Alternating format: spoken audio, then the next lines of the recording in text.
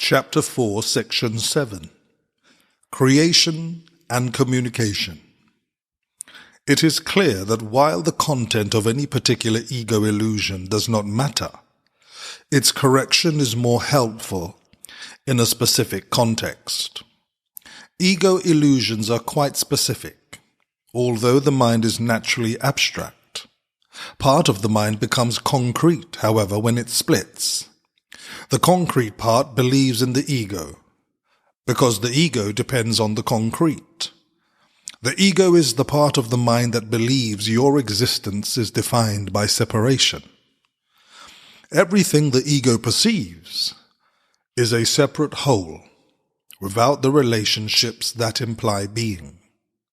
The ego is thus against communication, except insofar as it is utilized to establish separateness rather than to abolish it. The communication system of the ego is based on its own thought system, as is everything else it dictates. Its communication is controlled by its need to protect itself, and it will disrupt communication when it experiences threat. This disruption is a reaction to a specific person or persons. The specificity of the ego's thinking, then, results in spurious generalization, which is really not abstract at all. It merely responds in certain specific ways to everything it perceives as related. In contrast, spirit reacts in the same way to everything it knows is true, and does not respond at all to anything else. Nor does it make any attempt to establish what is true. It knows that what is true is everything that God created. It is in complete and direct communication with every aspect of creation because it is in complete and direct communication with its Creator. This communication is the will of God. Creation and communication are synonymous. God created every mind by communicating His mind to it, thus establishing it forever as a channel for the reception of His mind and will.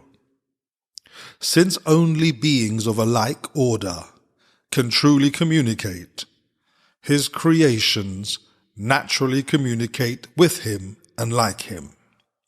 This communication is perfectly abstract, since its quality is universal in application and not subject to any judgment, any exception, or any alteration. God created you by this and for this. The mind can distort its function, but it cannot endow itself with functions it was not given.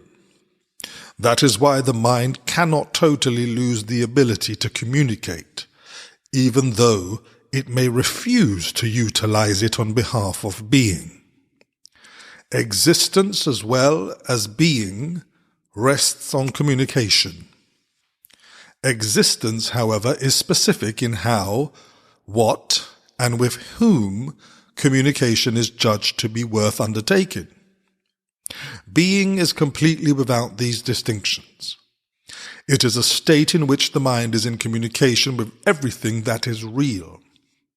To whatever extent you permit this state to be curtailed, you are limiting your sense of your own reality, which becomes total only by recognizing all reality in the glorious context of its real relationship to you.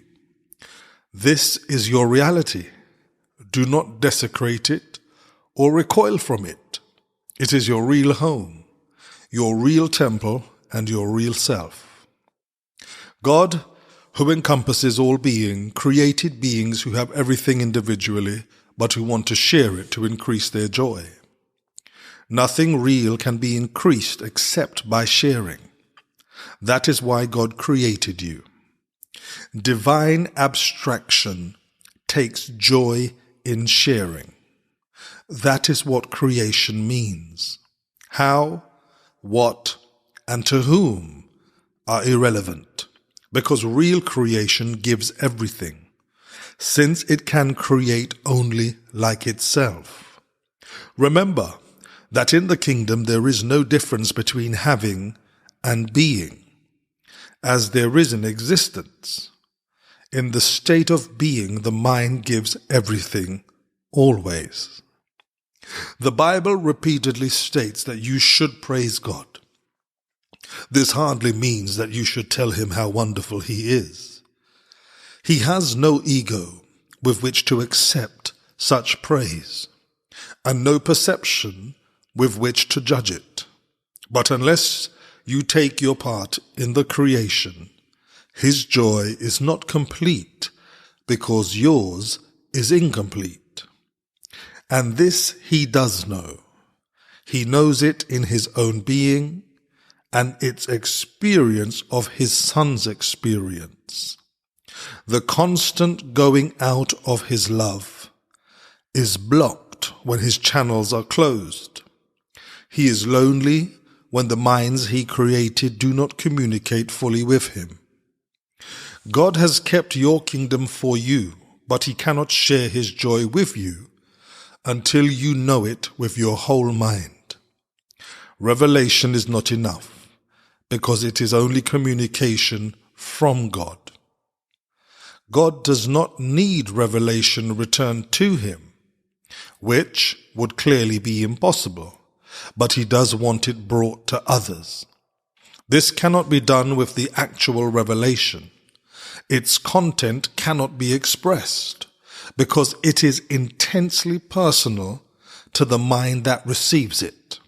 It can, however, be returned by that mind to other minds through the attitudes the knowledge from the revelation brings. God is praised whenever any mind learns to be wholly helpful. This is impossible without being wholly harmless, because the two beliefs must coexist.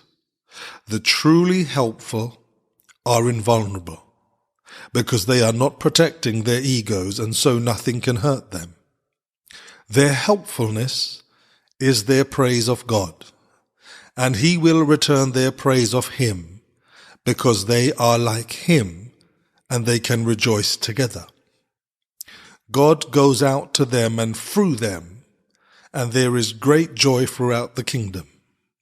Every mind that is changed adds to this joy with its individual willingness to share in it. The truly helpful are God's miracle workers, whom I direct until we are all united in the joy of the kingdom. I will direct you to wherever you can be truly helpful, and to whoever can follow my guidance through you.